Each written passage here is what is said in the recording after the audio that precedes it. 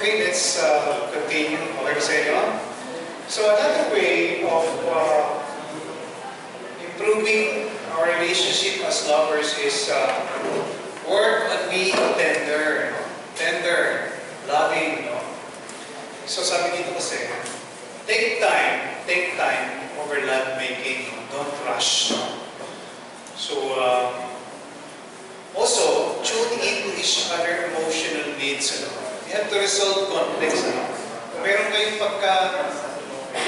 pagkakaintindihan, you have to resolve it before proceeding into sexual intimacy because of yung psychological impact sa partner will be a detriment to the act of complete sexual intimacy.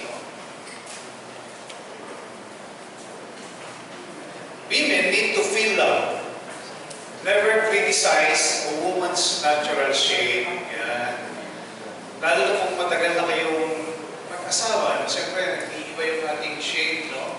May tumataba, no? May pumapaya. Siguro, let's not discuss that, because you need to never criticize them. Si Bless will expound on this later.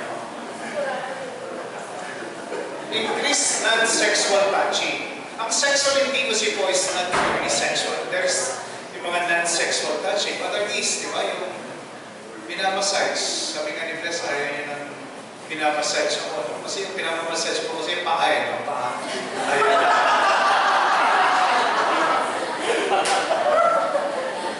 So, ayaw niya naman, So, siguro yung nag-holding hands kayo. Nag-holding hands pa kayo? Huwag kayong mahihiya kasi mag-asawa na kayo. Sometimes, yung public display of affection, yan ang challenging yun. Itong inaano ko dadalhin ko. Mark, nag-holding hands pa kayo yung tere? Yes, oo. Dapat yun, si Bless kasi is kami dalawa, ever since, nasan kami, nag-holding hands kami kasi isa sa mga non-sexual touching na ginagawa namin to express our love for each other. Yung iba naman, nakakala ng iba, yung buhok, ginagano. Si Bless kasi parang palagi niya inaayos yung buhok ko, kahit ayos naman ang buhok. Siguro naging habit niya na yun. Sabi ko, tinignan ko sa salamin, ayos naman ang buhok, ginagano niya. Siguro that's her way of showing love to me. Gawin niyo yun, mga kasama ko. Arms around shoulder, no? So dapat pakita lang ito. Testing ito. Sigurado kung mamahalin kayo at nagsama nyo. Especially itong ating mga assist, do you do that? Hindi siya sa nagugan eh. Tinatanong ko lang po yung mga inaanak na isa sa atin. Kasi hindi ko na naman alam kayo, baka medyo maging very private sa inyo. No? So, sabi dito kasi, if you touch her only when you want sex, what kind of message that sent? Ano pong mensahe ang papakita nito kung gagawin niyo lang yun and you would like to have sexual intimacy? That's why increased non-sexual touching is very, very important. Okay? Husbands should not be too focused on the need. Ito po yung the act of performing. Sometimes we have to be sensitive, with the feeling of our wives, Hindi pwede yung, sabi nga ni Bless kanina, go agad, Sometimes you really have to see the feelings. Dapat medyo maramdaman niyo muna. Dapat kasing level kayo. So, husband may be focused that they forget that their spouse's state is not the same. Nangyayari po ito sa ating marami po akong mga kaibigan kasi as a doctor, sometimes meron din po akong, minsan nagbibigay ako ng mga counseling so I'm not a professional counselor. And ito po na-highlight, ito kasing partner ko, gusto laban agad hindi pa ako ready. Something like that. So we need to be very, very sensitive to the needs of our partners. Okay. Tenderness now is important to convey the message to their spouses that she is loved. dapat tender lang tayo. Dapat tender sa pagdahan-dahan. Hindi yung sugod agad. Sugod agad. Okay?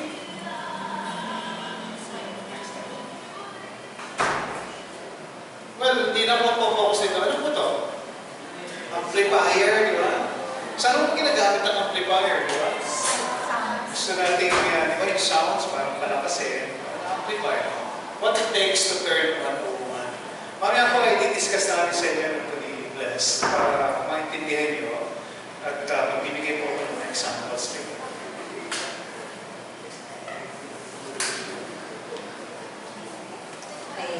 Ang third point that we want to share with you is about relating to your partner is that we have to be responsive to one another. So, para alam nyo na hindi namin gawa-gawa ito.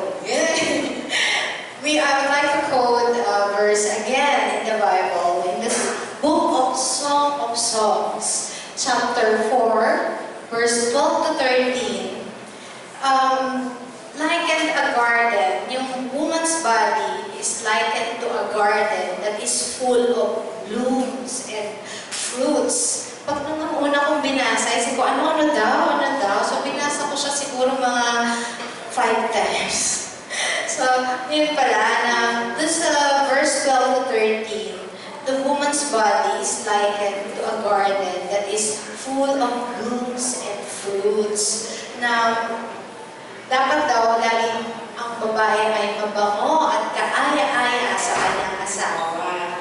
Tapos yung verse 15 naman summarizes the man's desire for his wife, for his bride. While yung verse 16, hindi ko na sinulat dyan, basahin nyo sa Bible, Book of Song of Songs. Yung verse 16 naman is the bride's response to the desire of his bridegroom. Okay? So, what are these verses trying to tell us furthermore? So, parang ano pa nga ba ang gustong sabihin itong mga verse na to? That we should have our eyes set only on our spouses when it comes to beauty. Diba? Para sa atin, wala na popogi pa sa mga asawa natin or gaganda pa sa asawa natin. Tapos yung desire nyo, dapat maski anong itsura, desire nyo pala niyan, maski anong amoy, ganyan, desire mo. And yung passion nyo should only be focused on your spouses. And that way, you will discover ways on how to be responsive to your spouse. Okay? And next, you have to accept your own and your partner's body. Minsan kasi yan, nagiging reason yan for us not to be responsive to our partners. Kasi nahihiya ka with your shape and size, di ba? Pagka, ano yung size. Kasi minsan yun sa mga movies or sa TV, parang lahat ng tao maganda, di ba? Tsaka sexy. Pero that's not reality, di ba? The reality is that you have a loving spouse beside you, di ba? Who married you. And it wouldn't matter kung anong itsura mo, di ba? Kasi nakapikit ka naman. During the act itself, nakapikit ka naman. So, ano ba kinakahiya mo? Kumikit ka na lang. Now, actually, seriously, mahal ka mo ang asawa mo at any shape and size. Ganun din ang asawa mo, mahal ka at any shape and size. So, no matter, huwag ka nang mahiya. Accept your own and your partner's body. Okay? And exploration never ends because needs changes over time. Kayo na marami na babanggit yun, mga hormonal changes, lalo na sa babae, tsaka sa lalaki. Tapos yung mga changes nyo, nagkaroon na kayo mga anak, nag-iba ng trabaho. Dati, nag-commute lang kayo, nagkasasakyan kayo, tapos naging dalawa sasakyan nyo, nagkahiwalay na kayo ng biyahe. So, ang daming pagbabago, di ba? And because of the constant changes in your lives, we are not always in the mood, di ba? Of doing things. Kasama na doon yung sexual intimacy nyo. You're not always in the mood. You have to be aware of that. So, meron ako isa-share sa inyo na sana natutunan ko tsaka na-validate ng isang napakinggan ko na I can make a conscious decision. Ayan na naman yung conscious decision, to respond. Okay, you can make a conscious decision to respond. I can tell my brain to make my senses respond to what's happening. Yung what's happening at the moment, diba? You can tell your brain to tell your senses to respond to what's happening. And because of that, I am able to feel that I like what's happening. And that decision helps make the arousal to follow. Diba? It makes a massive difference. Napakalaking diferensya nun na nag-agree kayo sa husband nyo or sa wife nyo at that very moment. Hindi lang sa physical aspect but most especially on the emotional aspect. Kasi parang sinabi mo sa kanya na, mahal kita, gusto ko ikaw ay maging masaya, gano'n. So, you respond to your spouse and it is always a conscious decision to let your spouse feel that you love your spouse. Okay? It is not dependent on your feelings at that very moment, but it can make a big difference, diba? That you responded to your spouse. Next. Na-shock ba kayo? Hindi kayo naka-respond, no? Okay, let's move on to the number 4 ways of improving our relationship as lovers. Ito, yung work at romance. Ang romance daw kasi is a bridge from everyday life to your life. And it works as a bridge to life, from everyday life to your life of intimacy. Sometimes, ang mga lalaki kasi, generally speaking, hindi romantiko yun. Unlike, ang mga babae kasi gusto nila ang romance, For obvious reason that women tend to be acknowledged at gusto nila yung niro-romance muna sila, before you proceed, with sexual intimacy, Ang romance daw is the antidote to mechanical sex. It's an antidote to mechanical sex. Gamot ito, We have to learn down the act of seduction and arousal. Bibigyan ko kayo ngayon. I stumbled upon this yung 101 romantic things to do to your life with. At isa-isa ko ito. Siguro next time. Yan. Madali lang gawin ito mga kasama, Watch sunset together. Libre ito, Sino sa inyo gumagawa nito, Wala na yata, Back rubs, massage. Yan. Gusto ko yan, Si Bless. Ayaw, massage yung back ko. Listen to classical music, and cuddle in the dark with black light. Okay ba yan? Whisper to each other, I love you, honey. Sige, gawin nyo yan. Sige na.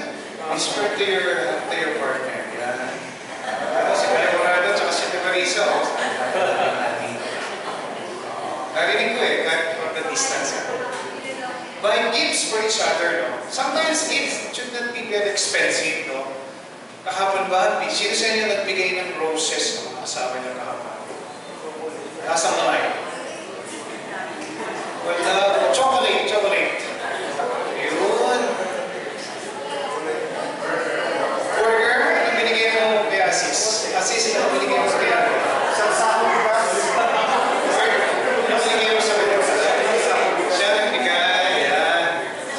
May gifts kasi sana. Pero kung tayo talks about yung mga love languages, i-discuss ko yan. Sometimes yung mga asawa natin, alam natin yung love language nila. But anyway, meron pa tayong talk about that. Where do you like Pete's favorite cologne perfume every time you're together? Ginagawa niyo ba yan? Binigyan kasi ako ni Bless ng pabango, hindi ko naman gusto. Dahil siyempre iba-iba yung pabango yung parang medyo nakakatching ako So, akala na kasi, ayun ang paborito ko, pero hindi yung brand na yun. Next time.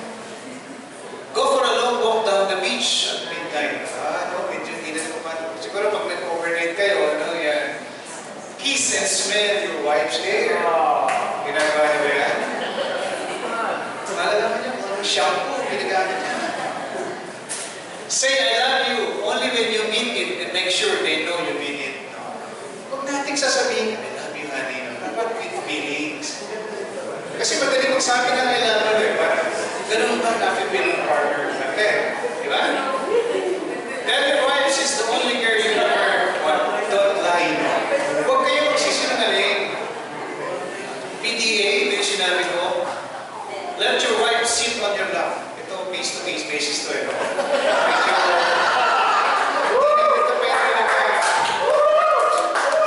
Kapag medyo heavy, baka mahirapan kayo. Don't attempt to do that. Next time.